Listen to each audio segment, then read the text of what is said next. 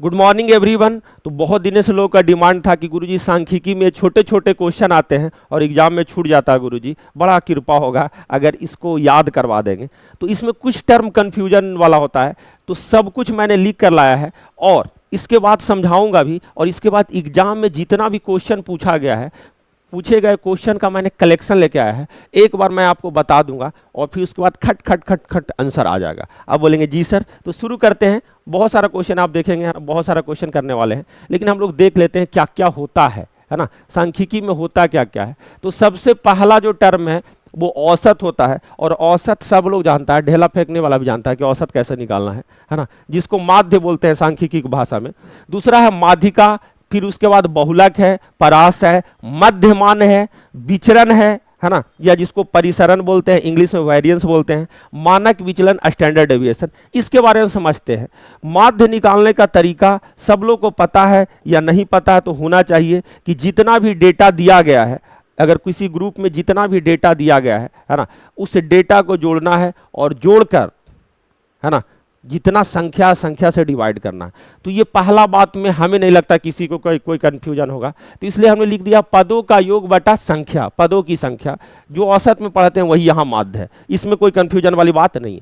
दूसरा टर्म है माध्यिका। माध्यिका का मतलब होता है मिडिल टर्म, मिडिल टर्म माध्यिका। माध्य और माध्यिका में यही अंतर है कि माध्यिका जो है बिल्कुल काउंटिंग नंबर के बीच बीच में आता है। अब बोलेंगे सर एग्जाम्पल के द्वारा समझाइए। हम बोले क्वेश्चन आगे भी है लेकिन यहां भी समझाते हैं। जैसे अगर मैंने लिख दिया 2 3 4 5 6, तो अब देखेंगे 5 टर्म हमने लिया है ना, तो 5 टर्म लिया है, तो सर ऐसे तो एग्जाम में रहेगा नहीं सर। तो ये जो नंबर है जैसे तैसे करके रहेगा, 6 आगे रहेगा, पीछे रहेगा, इधर उधर रहेगा, है ना। तो आपको निकालने के लिए क्या करना होता है कि आपको आरोही क्रम में सजाना होता है, जिसको बोलते हैं असेंडिंग ऑर्डर, बढ़ते क्रम, नीचे से ऊपर की ओर जाना। तो ये इस तरीके से हमने सजा के लिखा है। तो ये बीच बीच वाला टर्म, मिडिल टर्म यही है, तो ये आपका हो जाएगा क्या, माध्यिका हो जाएगा। क्या हो जाएगा, माध्यिका। कोई बोलेगा गुरुजी अगर एक टर्म और आ जाई तो क्या होई। हम बोले ठीक है, एक साथ ले लिए, अब इसका माध्यिका निकालना है, मिडिल टर्म निकालना है। तो हम बोलेंगे सर इस बार मिडिल टर्म 2 2 आ गया, तो 2 2 तो आंसर होगा नहीं सर। तो क्या करते हैं कि ये जो दोनों जो मिडिल वाला आया है, इन दोनों का माध्य ले लेते हैं, यानी औसत ले लेते हैं, और 4 और 5 को जोड़कर 2 से भाग देंगे, या इन दोनों के बीच में गुरुजी 4.5 आता है। इन दोनों के बीच में क्या आता है, 4.5 आता है। तो माध्यिका आप समझ गए होंगे बहुत अच्छे तरीके से। क्वेश्चन में सब ये सब आएगा, एग्जाम में कैसे पूछा गया। अब बोलेंगे जी सर। तीसरा टर्म है बहुलक। बहुलक को समझने के लिए बारंबारता को समझना बहुत जरूरी होता है। बोलेंगे गुरुजी बारंबारता किस चिड़िया का नाम है। हम बोले बड़ा आसान भाषा में समझाएंगे, आप घबराएंगे नहीं, आपको सबसे पहले घबराना नहीं है। अब बोलेंगे जी सर घबराएंगे नहीं, बिल्कुल देना है 10 सेकेंड। हम बोलेंगे सर ऐसा है कि अगर कोई डेटा इस तरीके से लिखा गया है ना, 2 2 है ना, 3 3 और 4 4 4 4 है ना, तो हम बोलेंगे सर बारंबारता वो चीज होता है जिसमें देखा जाता है कि कौन संख्या कितनी बार आया है। अगर हम 2 के बारे में विचार करें तो ये 2 बार आया है, 3 भी कितना बार आया, 2 बार आया है, लेकिन 4 सर 3 बार आया है। 4 कितना बार आया, 3 बार आया, यानी कि सबसे ज्यादा आने का जो मतलब सबसे ज्यादा जो आया है वो 3 बार में 4 आया है, यानी कि उसकी बारंबारता सबसे अधिक है, वो सबसे ज्यादा बार आपके घर आया है। तो ये हो गया क्या, बहुलक। ये क्या हो गया, बहुलक। तो बहुलक के बारे में हमने आपको याद करवाने के लिख दिया है सबसे ज्यादा बार आने वाला, सबसे ज्यादा बार आने वाला। तो आप देखे होंगे कि ये 3 टर्म को हमने बहुत आसानी से सीख लिया। योगफल है सर, मिडिल टर्म है सर, सबसे ज्यादा बार है सर। अब बोलेंगे जी सर बहुत बढ़िया सर। अब चौथा जो आता है बाबू रेंज, परास। अब परास का मतलब, रेंज का मतलब इंग्लिश में ज्यादा लोग समझेंगे कि जैसे आप दुकान में जाते हैं तो बोलता है दुकानदार ऊपर से नीचे देख के नाप के, बताओ ना जी रेंज क्या है तुम्हारा, क्योंकि उसके पास 100 रुपया का भी सेट है, 1000 का भी सेट है, 5000 का भी है, 10,000 का भी है, औकात के अकॉर्डिंग देगा। तो आप बोलते हैं कि गुरुजी ऐसा है कि 600 से 1400 के बीच में हमको सेट दिखाइए, तो वो आपकी औकात नाप लेता है, बोलता है तुम्हारा रेंज 600 से 1400 के बीच में है, यानी कि इन दोनों का अंतर 800 का वेरिएशन है तुम्हारे प्राइस में। अब बोलेंगे जी सर, यानी कि जो मैक्सिमम प्राइस था 1400, मिनिमम प्राइस 600 था, इन दोनों का अंतर, यानी कि इन दोनों का अंतर को ही हम लोग रेंज बोलेंगे, ऊपरी माइनस निचला, ऊपरी माइनस क्या, निचला। अगला टर्म है क्या, मध्यमान। मध्यमान क्या होता है, तो मध्यमान बराबर डायरेक्टली हम बोल सकते हैं सर, जिस तरीके से उसमें ऊपरी माइनस निचली हुआ था, इसमें ऊपरी प्लस निचली को जोड़ना है और 2 से भाग दे देना है, तो ये मध्यमान आ जाएगा। ये सब पे क्वेश्चन पूछा गया, एक एक क्वेश्चन हम लोग करने वाले हैं, बस वीडियो में आपको बने रहना है ना। आप बोलेंगे जी सर बहुत बढ़िया। अगला टर्म है, छठा टर्म विचरण है। विचरण परिसरण सबसे डेंजर यही होता है। अब विचरण जो है सबसे पहले तो आपको ये याद रखना है कि यह स्क्वायर टर्म में होगा, आपको याद करवा रहे हैं क्योंकि आगे भी फॉर्मूला इससे रिलेटेड है। तो विचरण कुछ इंग्लिश में वेरिएंस बोलते हैं, परिसरण भी बोलते हैं ना, तो इसको हम लोग बोल सकते हैं कि सर स्क्वायर टर्म में याद रख लेंगे, हमें कोई दिक्कत नहीं है, लेकिन स्क्वायर टर्म किसका, तो देखिए जितना भी डेटा है सब, जैसे ये डेटा है, ये डेटा का आप देखेंगे हर एक का एक औसत होगा, एवरेज हम बोलेंगे जी सर।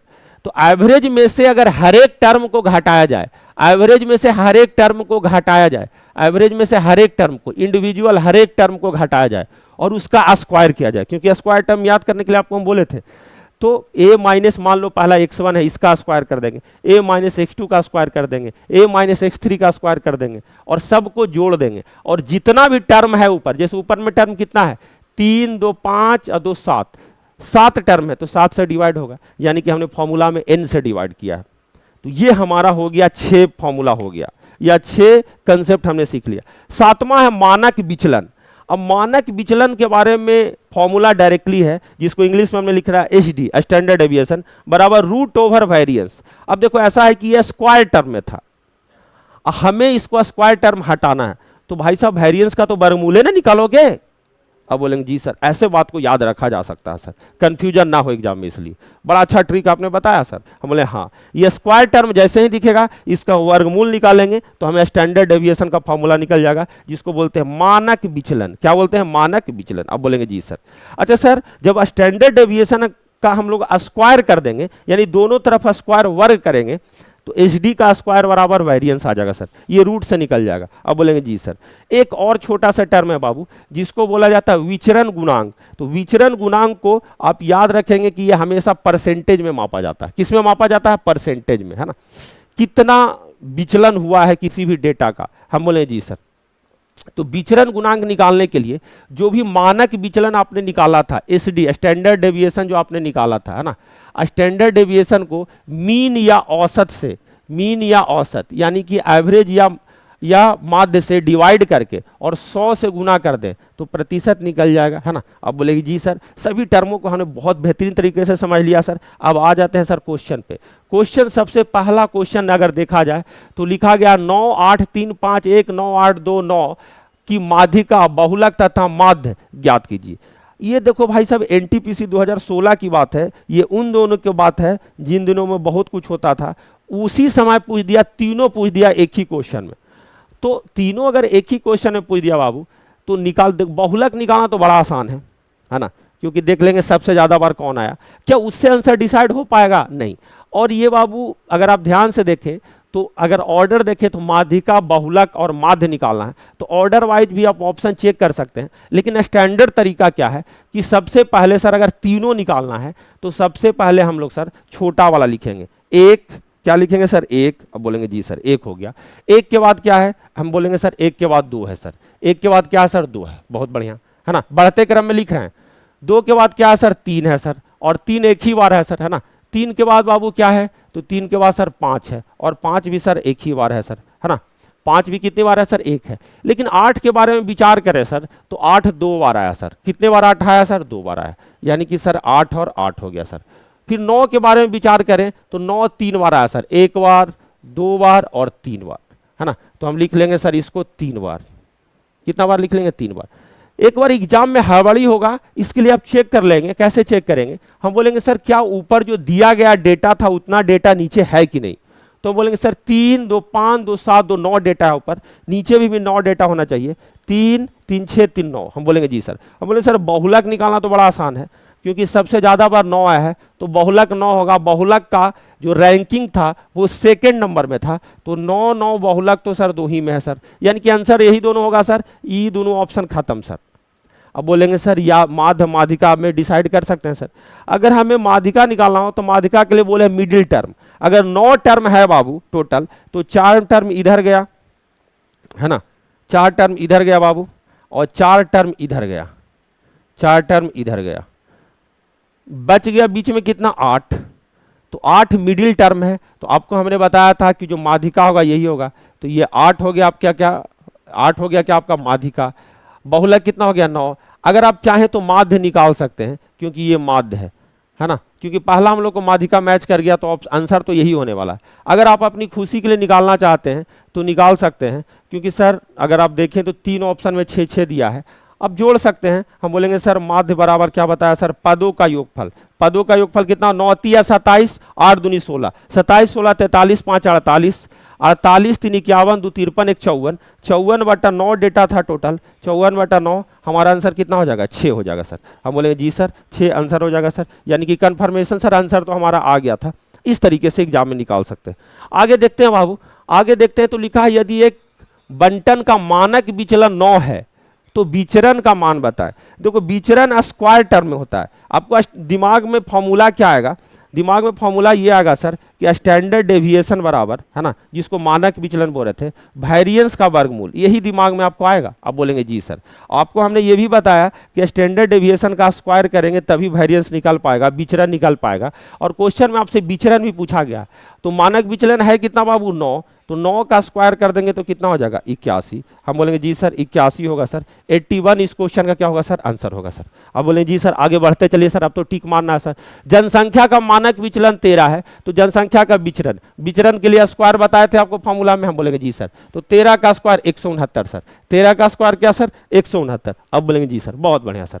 यदि एक बारंबारता बंटन में वर्ग का मध्य मान 35 है और निचली सीमा का मान 30 है तो इसकी ऊपरी सीमा का मान क्या होगा। तो आपको मैंने पढ़ा दिया है ना, मध्य मान बराबर ऊपरी प्लस निचली बटा 2, यही तो पढ़ा है आपको। हम बोलेंगे जी सर।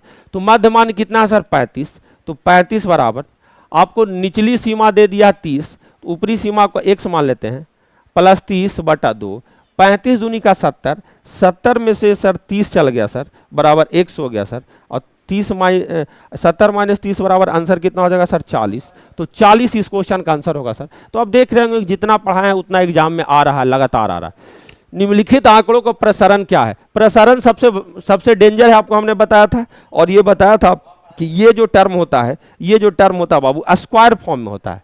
स्क्वायर फॉर्म में निकालते कैसे हैं, तो सभी का पहले औसत निकालते हैं और सभी इंडिविजुअल को घटाते हैं। औसत कैसे निकालेंगे, तो एवरेज निकालने के लिए बच्चा जानता है गांव तक। 15 12 27, 27 9 36, 36 5 41, 41 7 48, 48 6 54, यानी कि 54 हो गया सर योगफल। डिवाइडेड बाई डेटा कितना है, तो 3 3 6 डेटा, तो 6 से भाग करेंगे तो कितना हो जाएगा 9, यानी कि सर हमें औसत कितना आ गया सर 9 आ गया सर। औसत कितना आ गया सर 9 आ गया। हम बोलेंगे सर औसत हम लोग लिख लेंगे सर 9, और 9 से हम लोग घटाते हैं सभी टर्म को, है ना। अच्छा स्क्वायर करना है तो पॉजिटिव आए या निगेटिव आए उससे कोई फर्क नहीं पड़ेगा। तो हम बोलेंगे सर 9 में से सर 6 को घटाएंगे सर तो 3 आएगा सर, 9 में से 7 को घटाएंगे तो 2 आएगा सर, है ना। तो हम बोलेंगे जी सर। तो 9 से अगर हम घटाएं, 9 से अगर हम लोग घटाएं तो हम डायरेक्टली लिखते हैं 9 में से 6 गया 3, 3 का स्क्वायर प्लस 9 में से 7 गया 2, 2 का स्क्वायर प्लस 9 में से 5 गया 4,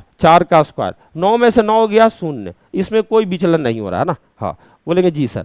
अगर बात करें सर 9 में से 12 गया -3, लेकिन -3 का चिंता नहीं करना क्योंकि स्क्वायर करेंगे तो प्लस ही हो जाएगा। तो 3 का स्क्वायर कितना हो गया 9 हो गया, 3 का स्क्वायर लिख देते हैं, है ना। 9 - 12 3 का स्क्वायर प्लस 9 - 15 -6, -6 का स्क्वायर मतलब 6 ही का स्क्वायर लिख दिए, कोई दिक्कत नहीं है। डेटा कितना है, तो हम बोलेंगे सर 3 और 3 6 डेटा, सबको जोड़कर 6 से डिवाइड करना है ना। 3 का स्क्वायर 9 होता है, 9 4 13 और 16, 13 16 29, 29 9 38, 38 और 36, तो 38 और 36 74 हो जाता बाबू। तो 74 को अगर 6 से भाग दिया जाए, 74 को अगर 6 से भाग दिया जाए तो 37 दूनी 74, 3 दूनी 6, तो हमारा क्या आ जाएगा 37/3 आंसर आएगा। हम बोलेंगे जी सर 37/3 आंसर आएगा सर। ये आपका आरआरबी एनटीपीसी 2021 में पूछा गया है, इसको आपको ध्यान से देखना है। इस तरीके का एक और क्वेश्चन है जो हमने आपको प्रसारण निकालने के लिए लाया है ना। आप चाहेंगे तो आप इसको कमेंट में इसका आंसर दे सकते हैं, प्लीज कमेंट में इसका आंसर दे दें, क्योंकि क्वेश्चन सेम है ना, डेटा केवल अलग है और उससे छोटा ही डेटा दिया गया है। तो आप हमें आंसर कमेंट में जरूर करेंगे, है ना, क्योंकि आपको समझ में आया कि नहीं पता चलेगा इससे। अब लिखा है यदि मध्यमान 40 है, मानक विचलन 5 है, तो विचरण गुणांक क्या होगा। विचरण गुणांक जैसे ही आपको आया कोफिशिएंट ऑफ वेरिएंस, ये परसेंटेज में निकाला जाएगा। और हमने आपको सिखाया है कि भैया ऊपर में रहेगा क्या, विचलन रहेगा, यानी कि विचलन ऊपर में कितना है 5 डिवाइडेड बाई नीचे में माध्य या औसत 40 इंटू कितना 100।